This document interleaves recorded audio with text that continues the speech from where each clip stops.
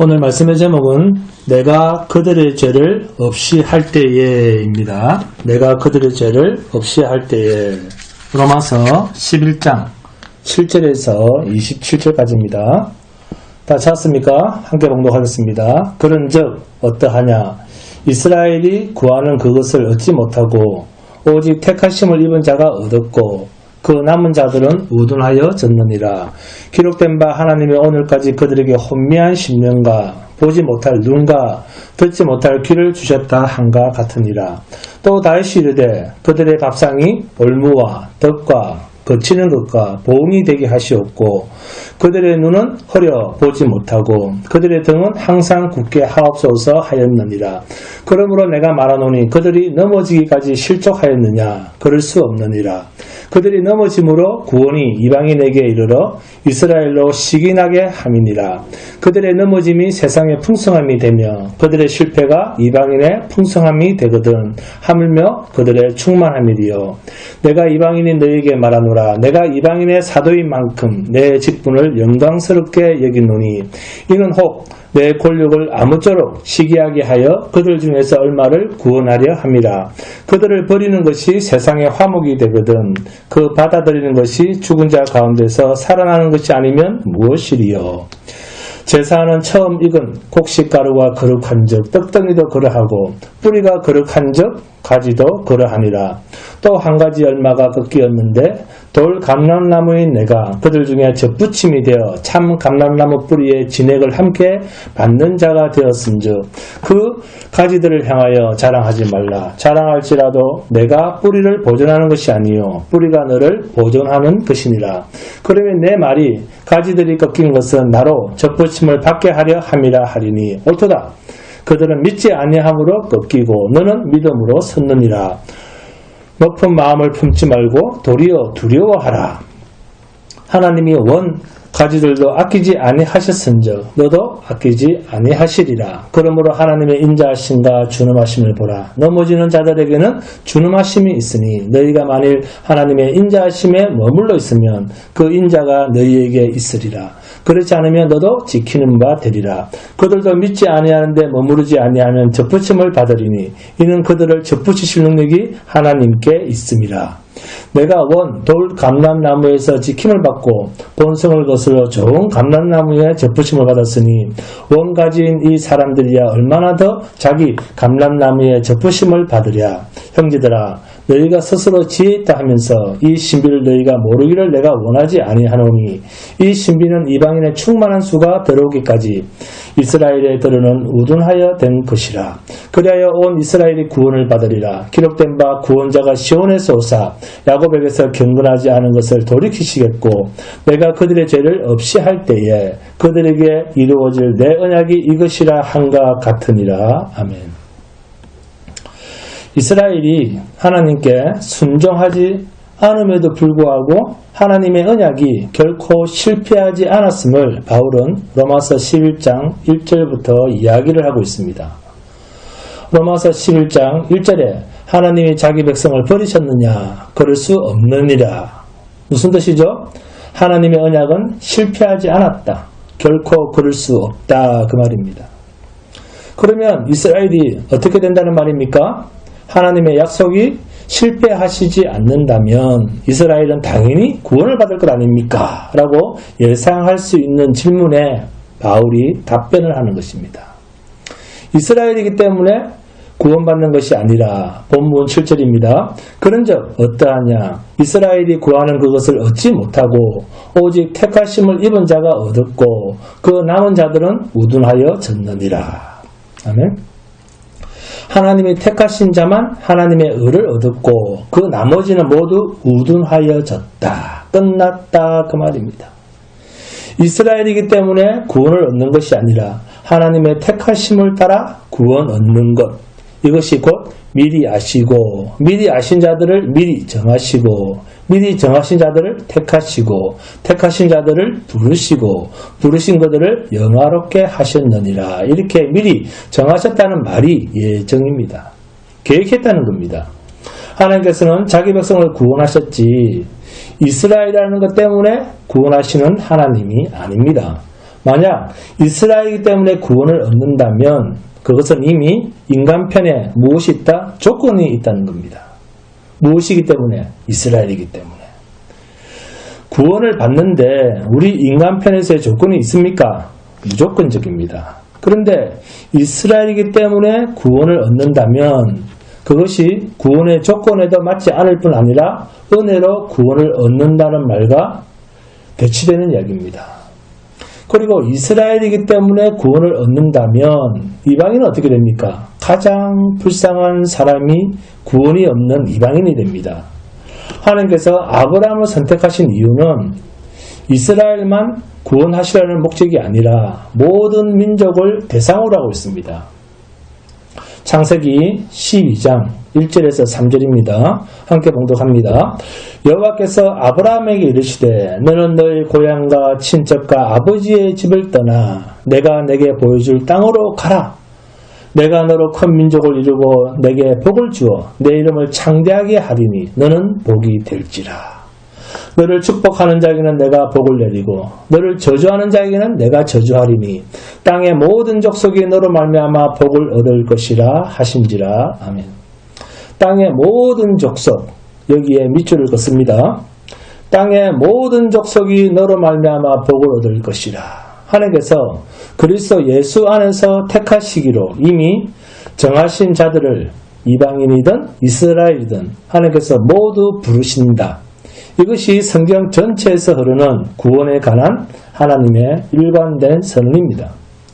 모든 족속, 결국 하나님께서 아브라함을 선택하신 것은 이스라엘을 구원하기 위함이 아니라 한 사람, 아브라함을 택해서 하나님 당신의 약속을 주시고 그 약속을 통해서 하나님의 구원을 이루어 가신다는 것을 보여주시는데 그 약속의 한 사람의 끝을 가보면 누구다? 아브라함과 다윗의 자손 예수 그리스도의 계보라. 아브라함의 결론이 뭐냐면 예수 그리스도를 나타내는 그림자였다. 시였습니다. 그래서 그리스도 예수 안에서 하나님께서 택하시기로 작정된 모든 자는 구원을 얻는다. 이 사실을 신약으로 와보니까 말할 수 있게 되었다. 할렐루야. 이것이 신구약을 보는 시각입니다. 그래서 로마서 11장 5절에 그런즉 이와 같이 지금도 은혜로 택하심을 따라 남은 자가 있느니라. 아멘. 우리의 행위가 전혀 개입될 수 없는 구원, 이것을 은혜라고 합니다. 은혜라고 하는 것은 하나님의 행위지 우리 인간의 행위가 아닙니다. 그래서 본문 7절에서 그런즉 어떠하냐 이스라엘이 구하는 그것을 얻지 못하고, 이스라엘이 구했던 것이 뭡니까? 자기의 열심이었다고 로마서 10장 2절과 3절에서 나오지 않습니까? 함께 봉독합니다. 내가 증언하노니 그들이 하나님께 열심히 있으나 올바른 지식을 따른 것이 아니니라. 하나님의 의를 모르고 자기의 의를 세우려고 힘써 하나님의 의에 복종하지 아니하였느니라. 이스라엘이 의를 구하기는 구했는데 하나님의 의를 구한 것이 아니라 자기들의 의를 구했다는 거예요. 하나님 앞에서 얻는 하나님의 의는 자기의 노력에서 되는 것이 아니라 오직 택하심을 입은 자가 얻었고 그 남은 자들은 우둔하여 졌느니라. 그 남은 자들은 우둔하여 졌느니라 라는 말의 의미는 유기되었다, 버려짐을 당했다, 그 말입니다. 유기라고 해서 버리신 것이 아니고 그들 스스로가 원래 어디에 있었습니까? 우리가 원래 어디에 있었어요? 제 아래에 있었기 때문에 그 자리 자체가 이미 버려진 자리다, 그 말이에요. 우리 인간이 구하는 것은 자기 중심적인 것들입니다. 자기를 위한 구원입니다. 그렇기 때문에 하나님은 하나님 자신을 위해서 구원의 은혜를 베푸시는 겁니다. 그래서 하나님의 택하심을 입은 자들에게만 구원이 주어질 수밖에 없습니다. 인간은 자기를 중심으로 하는데 하나님은 하나님 중심으로 합니다. 그래서 하나님의 편은 누구다? 뭡니까? 하나님은 내 편입니까? 하나님은 하나님 편입니다. 그러니까 인간과 하나님이 서로 따로따로 놀 수밖에 없습니다. 누구든지 그리스도의 영이 없이 하나님과 따로 노는 자는 유기된 자입니다. 유기된 자라는 말은 그들이 죄악 속에 있는 그대로 내버려 두었다 그 말이에요. 하나님께서 우둔하게 했다, 완악하게 했다, 그렇게 생각하시면 안 됩니다. 그렇게 생각할까봐 고린도후서 4장 3절 4절에 만일 우리의 복음이 가리었으면 망하는 자들에게 가리어진 것이라. 그 중에 이 세상의 신이 믿지 않은 자들의 마음을 혼미하게 하여 그리스도의 영광의 복음의 광채가 비치지 못하게 하니니 그리스도는 하나님의 형상입니다. 유기된 자들은 누가 못 믿게 한다고요? 그렇습니다. 이 세상 신이 하나님을 못 믿게 한다. 세상 신이 뭡니까? 그렇습니다. 사탄, 마귀, 귀신입니다. 우리 유명한 목사님 전도할 자격이 있어요. 하나님께서 못 믿게 하는 게 아닙니다. 이 땅에 있는 모든 인간들은 죄로 말미암아 하나님의 저주 아래에 있었던 존재입니다. 그래서 보지도 못하고 듣지도 못하고 올무 속에 우물 안에 갇힌 존재입니다. 이미 사망의 권세 아래에 있습니다. 불심판에 지옥에 다 맡겨진 존재입니다. 우리가 이런 존재들이기 때문에 하나님께서는 우리의 눈을 열어주시고 우리의 귀를 열어서 듣게 하시고 마음을 열게 하시고 깨닫게 하시는 것이 그래서 하나님의 은혜다라고 말하는 거예요. 이렇게 눈이 열리고 귀가 열린 자들을 하나님께서는 평하시기를 슬기롭고 지혜롭다 그런 겁니다. 그런데 슬기롭고 지혜롭다 이렇게만 말씀하면 좋겠는데 이렇게 하나님의 은혜를 입은 자를 하나님은 어린아이와 같다 이런 표현을 했습니다. 참 놀라운 표현이죠. 우리 보러 어린아이와 같다 그럽니다.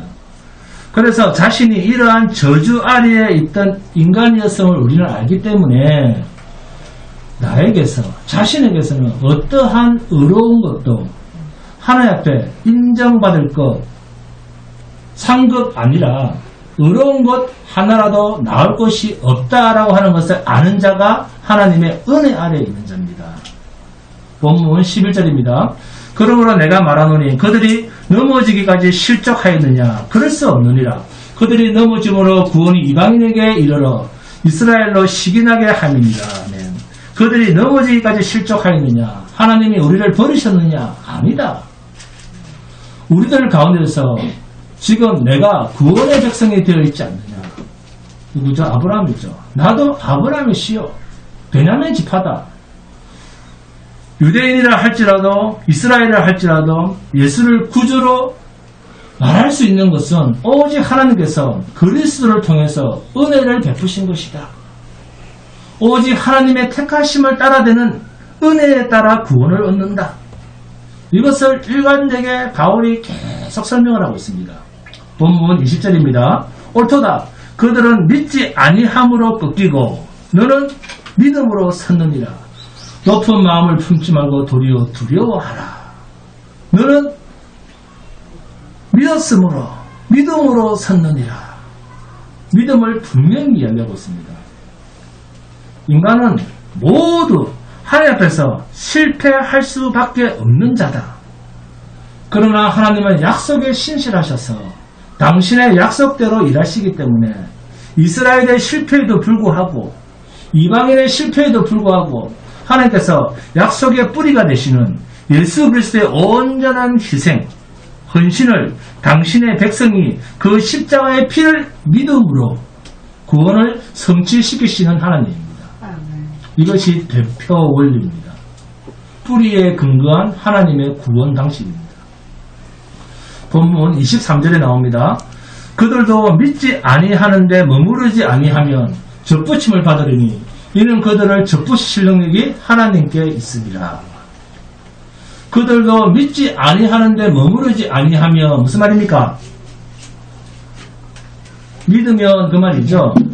접붙임을 받으리니 이는 그들을 접붙이실 능력이 하나님께 있습니다. 이방인이든 이스라엘이든 접붙이실 능력은 하나님께 있는데 그 접붙임을 뭐로 합니까? 뭐로 접붙이죠? 네? 그 접붙임을 믿음으로 붙인다. 믿음으로 한다. 믿음으로. 이 믿음이라는 것은 하나님의 긍휼과 은혜와 자비, 오직 예수 그리스도 안에 있는 하나님의 긍휼과 은혜와 자비를 의지하고 믿는 자에게 베푸시는 하나님의 능력입니다. 자, 그러면 본문 17절을 봅니다. 또한 가지 얼마가 꺾이었는데 돌 감람나무인 내가 그들 중에 접붙임이 되어 참 감람나무 뿌리의 진액을 함께 받는 자가 되었음즉 참 감람나무라도 잘라내고 돌 감람나무라도 접붙여서 하나님의 당신의 언약을 완성시키시는 변함없으신 하나님의 언약을 말씀하고 있습니다. 이것이 하나님의 구원 방식이요 하나님의 언약의 원칙입니다. 이방인이든 이스라엘이든 이들만이 하나님께서 자비와 긍휼을 베풀어서 가지로 붙어있게 한 참 이스라엘입니다. 그래서 본문 23절에 이런 그들을 접붙이실 능력이 하나님께 있습니다. 결국 참 감람나무든 돌 감람나무든 참 이스라엘이 되게 하는 것은 하나님의 주권이다 그 말이죠. 누가 감람나무가 되게 하십니까? 예수 그리스도께서 하게 하십니다. 본문 16절입니다. 제사는 처음 익은 곡식가루가 거룩한 적 떡덩이도 그러하고 뿌리가 거룩한 적 가지도 그러하니라. 아브라함이 대표가 아니라 아브라함 속에 숨겨져 있는 예수 그리스도가 대표가 되신다. 그러니 자랑하지 말라. 본문 18절입니다. 그 가지들을 향하여 자랑하지 말라. 자랑할지라도 내가 뿌리를 보존하는 것이 아니요 뿌리가 너를 보존하는 것이니라. 인간이 아무리 자기의 공로와 자랑을 내세울 것이 있다 하더라도 내가 열심히 식당 봉사하고 열심히 뭘 했는데 아니 두 번이 그랬어. 그런 자기 공로와 자기 자랑을 내세울지라도 자랑할 수 없는 것은 가지가 뿌리를 보존할 수가 없고 뿌리가 가지를 보존하듯이 하나님의 은혜와 긍휼의 원칙은 뒤바뀔 수가 없다. 뿌리가 뭡니까? 예수 그리스도입니다. 그분의 은혜로 구원이 이루어진 것이기 때문에 우리 스스로는 아무리 무엇을 했다 하더라도 자랑할 것이 없습니다. 본문 23절입니다. 그들도 믿지 아니하는데 머무르지 아니하면 접붙임을 받으리니 이는 그들을 접붙이실 능력이 하나님께 있습니다. 꺾으시고 접붙이실 능력이 하나님에게만 있다. 이것이 구원은 온전히 예수 그리스도의 십자가의 은혜에 근거한다는 것을 증명하는 곧 믿음이라는 말씀입니다. 믿지 아니하는데 머무르지 아니하면 믿지 아니하는데 머무르지 아니하면 이라는 말은 무슨 말이죠? 믿음에 거하면 그런 말입니다. 접붙임을 받으리니 하나님의 나라에는 민족적 구분이 없습니다. 오직 예수 그리스도 안에 있는 자들만 참 이스라엘입니다. 본문 22절입니다. 그러므로 하나님의 인자하심과 준엄하심을 보라. 하나님은 당신의 뜻대로 행하시고야만은 주권적인 하나님입니다. 당신 뜻대로 하신 하나님입니다. 하나님이 죽어있는 생명 속에 들어가시면 그 죽은 생명도 살려놓습니다. 그래서 하나님이 살리신 그 생명은 누구의 생명입니까? 하나님의 생명입니다. 이제부터는 자기 멋대로 하지 못하게 되어 있습니다. 하나님께서 내 멋대로 해라 그러면서 살려두신 적은 없습니다. 아, 그러면 목사님 우리가 로봇가 됐네요. 그렇지 않습니다. 하나님의 기뻐하시는 뜻에 부합해서 살도록 하나님께서 기다리십니다. 그래서 우리 속에 계신 하나님의 소원을 알도록 성령을 우리 안에 보내신 거예요. 성령은 영으로서 하나님의 가장 기쁘신 속마음을 꿰뚫어 아시는 분이 하나님의 영 성령입니다. 이 하나님의 영 성령이 우리 안에서 역사하셔서 깨달아 알게 하시고 생각나게 하시고 우리를 흔들어서 깨워서 우리가 나약해서 힘이 부칠 때는 우리에게 힘을 주셔서 하나님이 원하시는 길로 가도록 하기 위해서 우리 속에 임마누엘에 계신 것입니다. 성령이 와 계신 자는, 성령과 동행하는 사람은, 성령이 내주하는 사람, 거듭난 생명은 두려워 떨리는 마음으로 하나님의 뜻을 쫓아 살아가지 않으면 안 되도록 되어 있습니다. 이것이 하나님의 열심의 선물입니다. 이 하나님의 은혜 안에 있는 성도, 은혜 언약의 성질에 대해서 말씀드리겠습니다. 벌크프 조직신학에서 벌크프 박사는 은혜 언약과 행위 언약을 비교해서 설명을 하고 있습니다. 은혜 언약과 행위 언약의 같은 점 5가지와 다른 점 5가지입니다. 먼저 같은 점에 대해서 첫째, 창시자입니다. 은혜 언약의 창시자와 행위 언약의 창시자는 하나님입니다. 언약은 오직 하나님만 세울 수 있습니다. 두 번째, 계약의 당사자입니다. 은혜 언약의 당사자와 행위 언약의 당사자는 하나님과 인간입니다. 셋째, 조건과 약속이 동일합니다. 행위 언약과 은혜 언약은 하나님의 마음에 절대적 순종을 조건으로 하고 있습니다. 네 번째, 행위 언약의 약속과 은혜 언약의 약속은 영생입니다. 다섯 번째, 행위 언약도 은혜 언약도 하나님께 영광을 올려드린다는 목적을 가지고 있습니다. 자, 이제는 행위 언약과 은혜 언약의 차이점입니다. 첫째, 행위 언약에서 하나님은 창조주로 등장하시고 은혜 언약은 하나님이 아버지로 등장을 하십니다. 두 번째, 행위 언약에서 인간은 피조물로 나오고 은혜 언약에서 인간은 자녀로 등장을 합니다. 행위 언약에서 인간은 하나님과의 관계에서 하나님의 피조물로 등장하는 반면에 은혜 언약에서 인간은 아버지와 자녀의 관계로 등장을 합니다. 그런데 이러한 관계는 오직 예수 그리스도 안에서만 가능합니다. 세 번째, 행위 언약은 인간의 순종을 조건으로 하지만 은혜 언약은 중재자로서 예수 그리스도의 확실한 순종을 조건으로 하고 있습니다. 네 번째, 행위 언약과 은혜 언약의 약속은 영생인데 행위 언약에서는 율법을 완벽하게 지켜야 구원이 있고 은혜 언약은 예수 그리스도를 믿으면 구원이 있습니다. 그렇다면 율법을 지켜서 구원을 얻을 수 있느냐? 인간이 절대 불가능합니다. 왜요? 왜 율법을 못 지킬 것 같습니까? 예수님께서 형제를 보고 마음에 미워하는 마음만 가져도 살인한 것이다 이렇게 말씀하셨기 때문에 율법을 온전히 지킬 수 있는 자는 없습니다. 마지막 다섯 번째, 행위 언약은 인간의 본성, 즉 양심을 통해서 알 수 있습니다.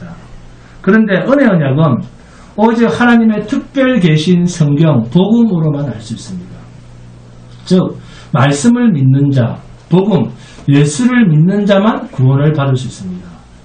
그래서 은혜 언약은 계시로만 알 수 있습니다. 이것이 은혜 언약과 행위 언약의 차이점입니다. 정리를 하면 하나님과 인간의 관계에서 인간은 하나님의 말씀에 순종을 해야지 생명을 얻을 수 있습니다. 그런 행위 언약의 관계, 창조주와 피조물 인간 관계에서 인간은 하나님의 말씀을 다 지킬 수가 없습니다.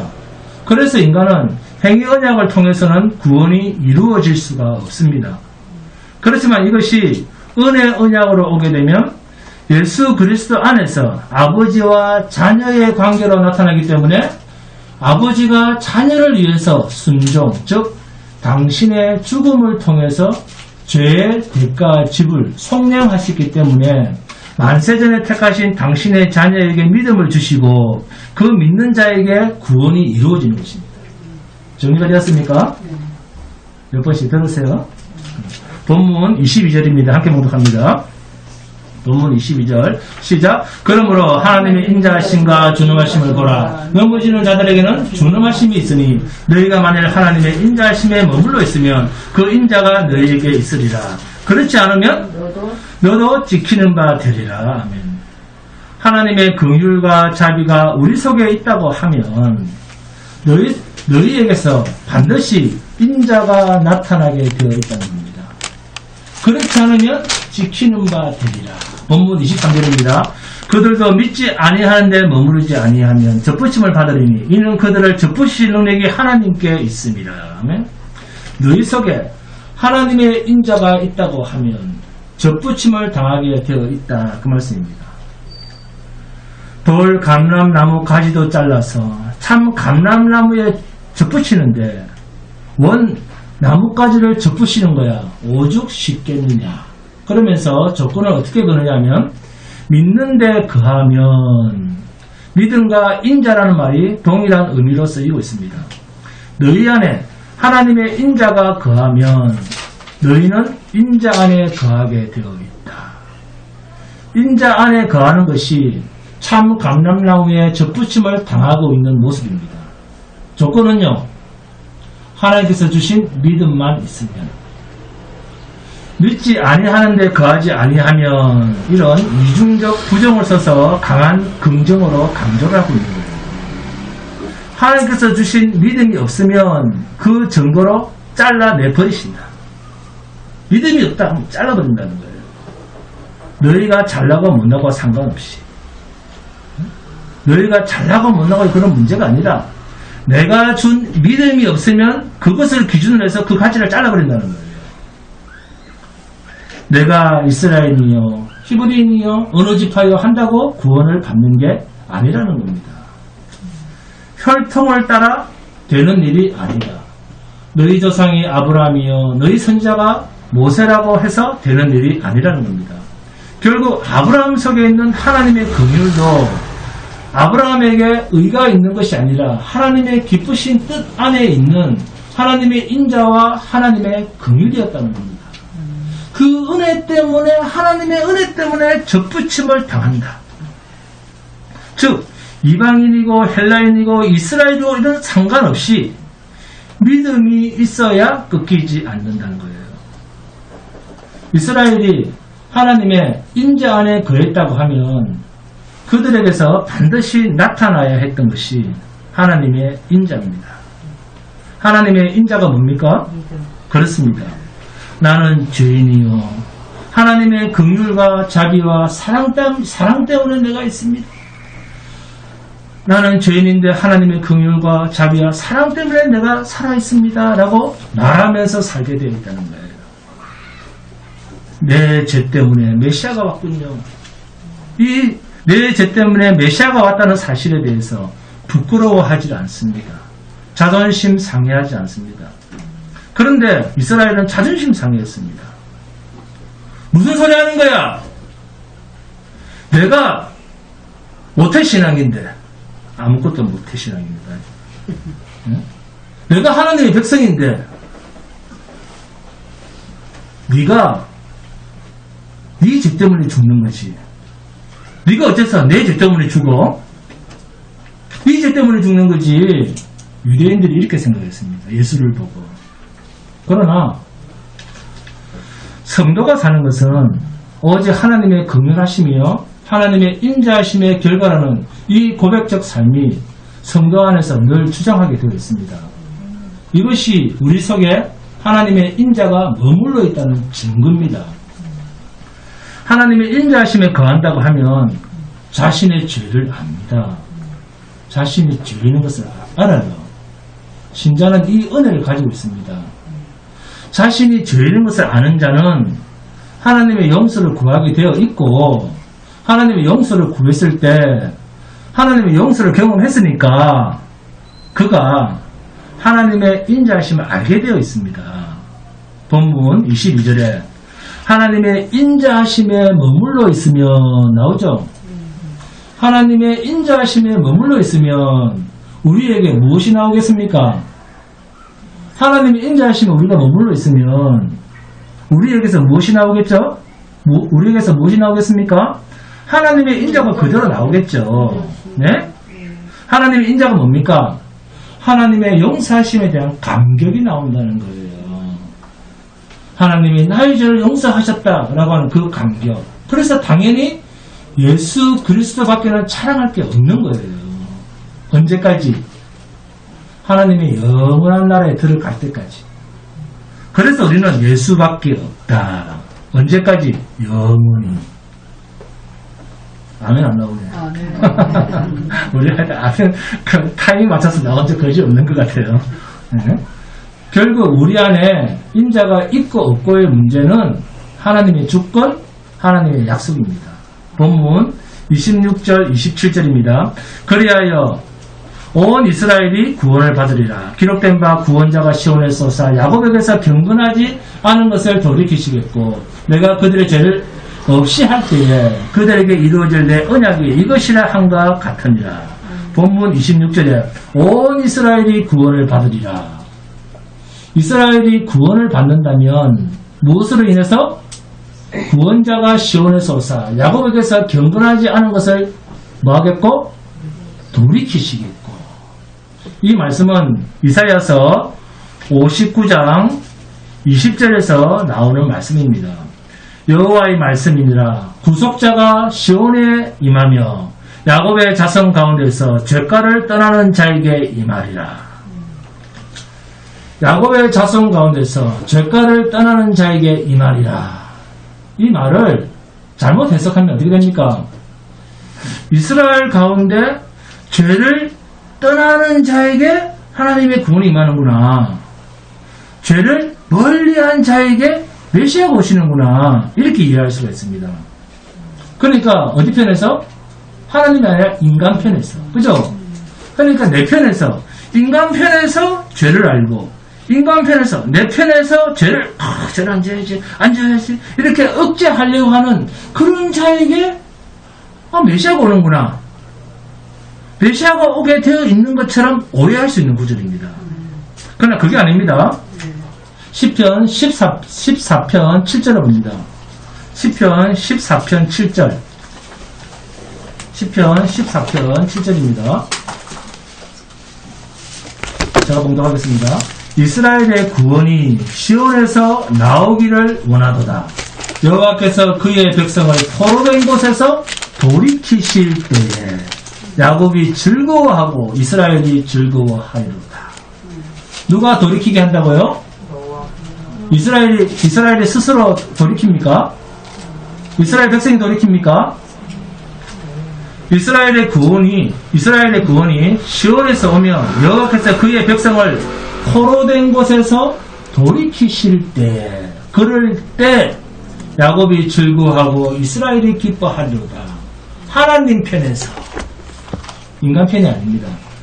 그러니까 예수 그리스도가 죄인을 찾아오시지 죄인 편에서는 메시아를 찾아오질 못합니다. 죄인 편에서 죄인 스스로가 죄에서 훅 떠나가지고 그래야지 메시아가 임한다. 그런 말씀이 아니라는 것을 이 시편을 통해서 잘 나오지 않습니까? 자, 따라합니다. 죄에서 떠나는 것은 내 소관이 아니다.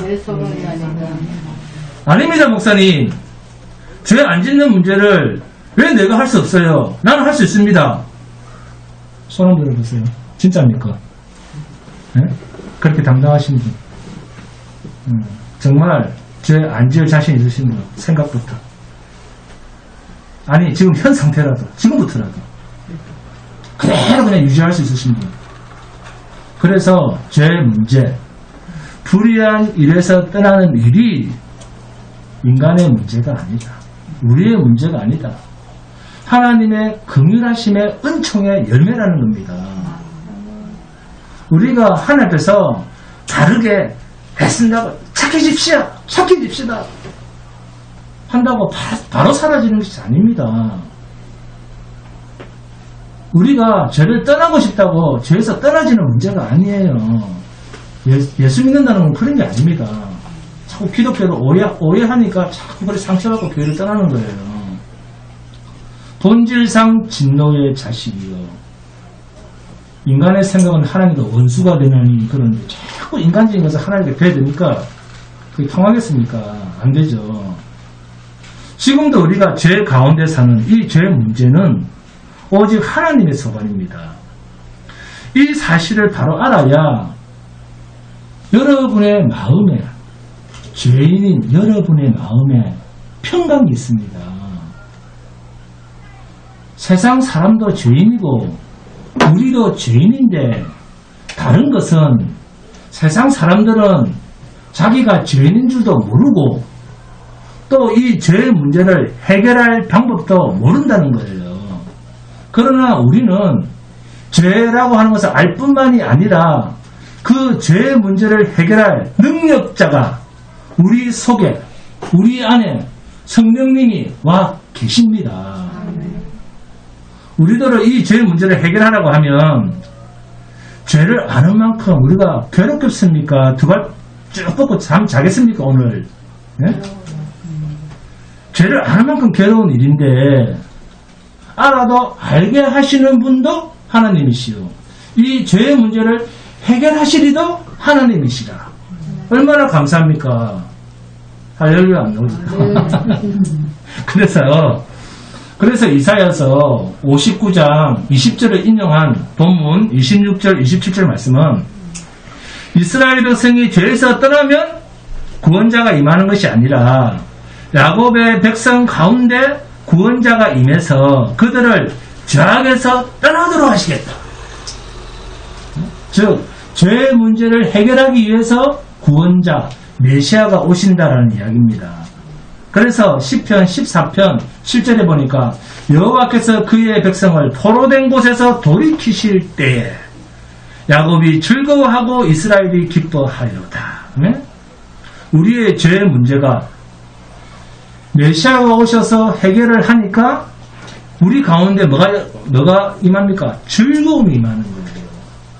이 죄의 문제를 해결해 주시니까. 그래서 기쁨이 충만해졌다 그 말입니다. 그런데 이스라엘이 이 죄 문제를 스스로 해결해 보려고 했다는 거예요. 이스라엘은. 왜? 아니 예수 네가 무슨 소리 하고 있는 거야? 우리는 옛날부터 하나님의 약속이 있어. 우리 민족에는. 우리는 이방인도 없는 예배가 있어. 우리는 찬송도 있거든. 기도도 하거든. 율법도 있거든. 그리고 아브라함, 이삭, 야곱의 믿음의 조상들도 다 있는데 이런 식으로 나오는 거예요. 그래서 할 수 있다는 거예요. 이들은 그런 좋은 조건 가운데서도 왜 하나님의 은혜를 누리지 못하는가? 자기 스스로 이 죄의 문제를 해결해 보려고 했다는 거예요. 그러나 이방인 그리스도인들은 그 모든 조건들 하나도 없었습니다. 단지 뭐가 있었어요? 항복만, 항복. 주님 앞에 두 손 들고 항복하고 하나님 저는 죄인입니다. 저를 죽여주십시오. 저는 살 길이 없는 존재입니다. 이게 다르다는 거예요.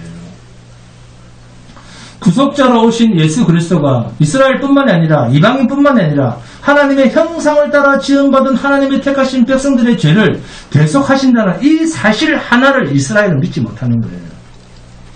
누가? 이스라엘 백성들이, 유대인들이.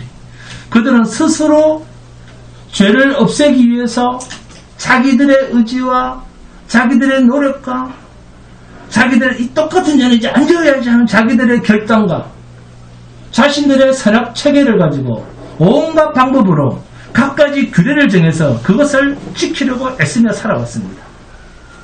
그래서 예수님 앞에서 바리새인들은 예수님의 제자들의 손을 씻지 않고 음식 먹는 것을 보고 시비를 걸었습니다. 에이구 저 더러운 새끼들, 에이 저 죄 있는 자들, 이렇게 취급해버리자 예수님께서는 놀랍게도 그 바리새인들을 향해서 입으로 들어가는 것이 더러운 것이 아니야. 입에서 나오는 것이 더러워. 무슨 뜻입니까?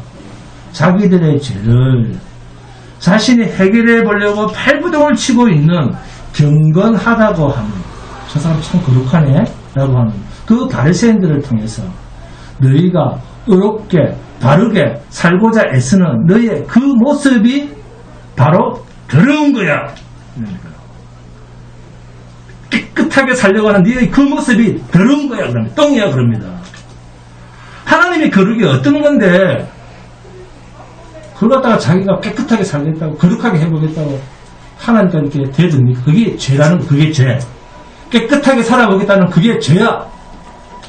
하나님께서 이스라엘에게 먼저 약속을 주신 것은 너희가 스스로 죄를 멀리한다면 내가 구원해 주겠다는 그 언약이 아니다.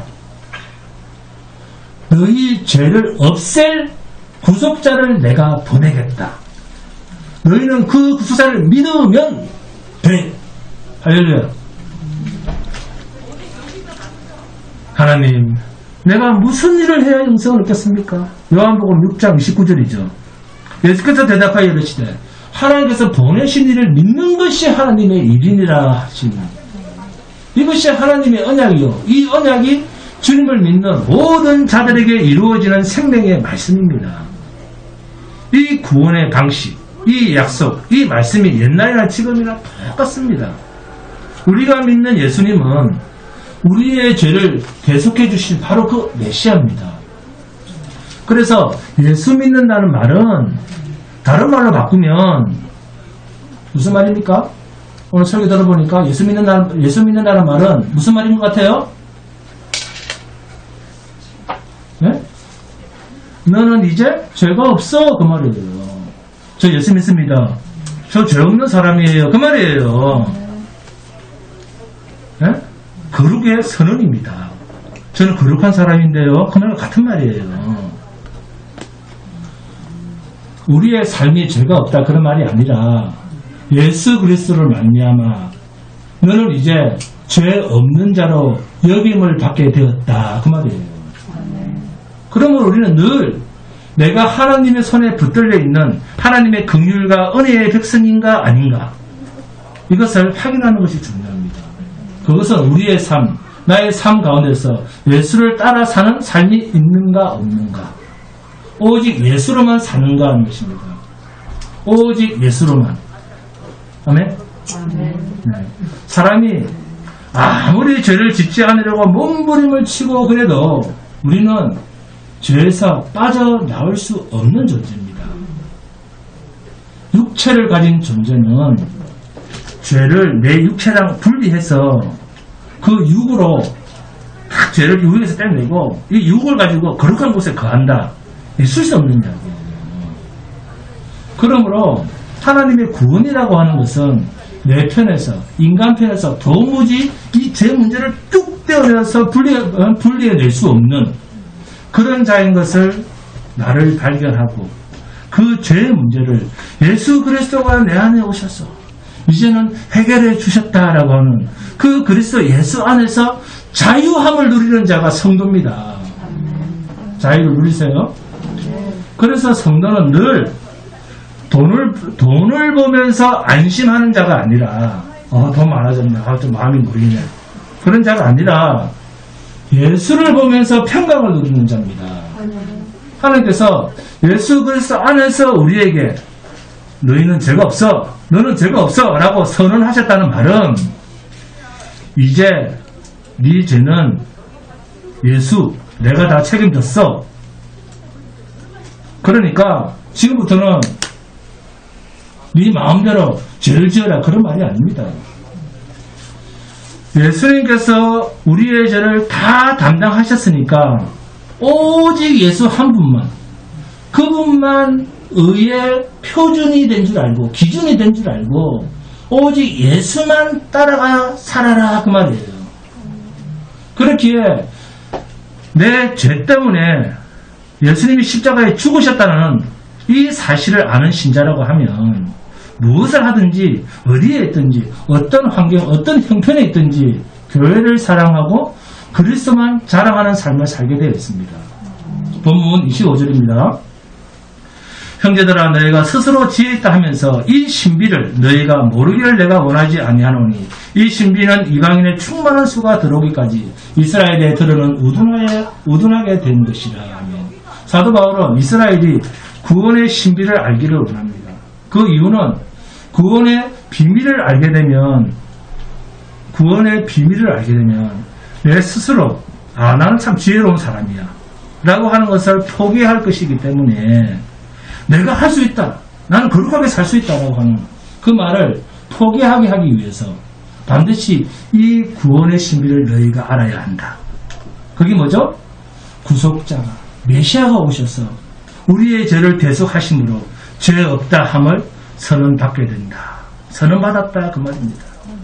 이 비밀, 이 신비를 이스라엘이든 이방인이든 알기를 원한다. 그 어떠한 우리의 거룩한 종교 행위도 우리를 죄에서 하나님이 인정하시는 의의 자리로 옮겨놓지를 못한다. 우리를 죄의 자리에서 의의 자리로 옮겨놓을 능력은 십자가에서 피 흘리신 그리스도 예수밖에 없다. 그래서 우리는 어제도 오늘도 내일도 주님이 하신 그 일만 의로 여기고 그 주님만 의지하고 그 주님의 의로우신 일만 감사하고 주님이 가신 그 길만 의로운 줄 알고 주님이 가신 길을 따라가는 삶일 뿐입니다. 신자가 할 일은 주님이 하신 일을 믿는 것입니다. 근데 이 믿는 게 너무 힘들죠. 되게 쉬운데 입에 있다는데 마음이 있다는데 네? 주님이 가신 길을 따라가는 삶뿐입니다. 신자가 할 일은 주님이 하신 일을 믿는 거예요. 이것이 하나님께서 죄인된 우리들을 향하신 하나님의 언약입니다. 내 언약이 이것이라. 언약의 성취, 십자가 대속의 죽으심입니다. 죄로 인하여 영원한 저주 가운데 있어야 할 자를 죄를 없애셨다. 성량해 주셨다라는 이 소식이 얼마나 반갑고 놀라운 축복입니까? 우리의 죄를 없애주셨다. 대속해 주셨다. 이 사실보다 더 놀랍고 기쁘고 큰 일은 없습니다. 그래서 바울은 하나님의 은혜와 자비와 긍휼과 인자를 계속 설명하는데 그 설명하는 자리가 우리 편에서 모든 것을 포기하게 하는 성령의 비수, 칼이 있더라는 겁니다. 그래서 신자가 하나님 앞에서 기도할 때 주시옵소서, 주시옵소서 하는 말은 나올 수가 없습니다. 다 받은 것입니다. 만물이 다 너희 것입니다. 열심히 일하시면 됩니다. 가지고 싶은 만큼 열심히 일하시면 됩니다. 하나님께서 당신의 귀하신 몸을 우리의 죄를 위해서 내주시기까지 하셨는데 뭘 우리가 더 받을 게 있습니까? 다 받았는데 뭘 더 받을 게 있겠느냐 하는 것이 로마서 8장의 감격입니다. 그러므로 데살로니가전서 5장 16절 18절입니다. 항상 기뻐하라. 쉬지 말고 기도하라. 범사에 감사하라. 이것이 그리스도 예수 안에서 너희를 향하신 하나님의 뜻이니라. 구원자가 시온에 임하면 시편 14편 7절 이스라엘의 구원이 시온에서 나오기를 원하도다. 여호와께서 그의 백성을 포로된 것에서 돌이키실 때에 야곱이 즐거워하고 이스라엘이 기뻐하리로다. 네? 이 말씀이 오늘 저와 여러분에게도 동일하게 이루어진 줄 믿습니다. 이 믿음의 삶, 이 믿음이 주 오시는 그날까지 우리 모두를 지배하기를 주님의 이름으로 축원드립니다.